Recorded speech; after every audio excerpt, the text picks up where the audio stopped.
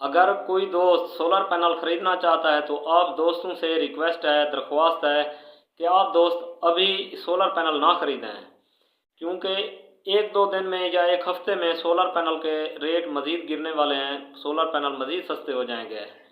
हुकूमत ने solar panel पर जो इजाफी टैक्सेस लगाए हुए थे, हुकूमत उन टैक्सेस को ख़त्म करने जा रही है, जिसका नोटिफिकेशन एक हफ़्ते के अंदर अंदर आ जाएगा।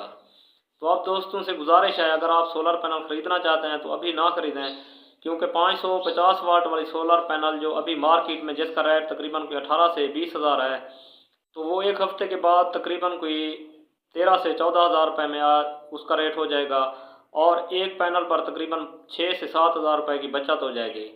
तो दोस्तों से गुजारिश है कि एक हफ़्ता आप इंतज़ार कर लें, एक हफ़्ते के बाद आप सोलर पैनल ख़रीद लें, बेशक कोई मसला नहीं है।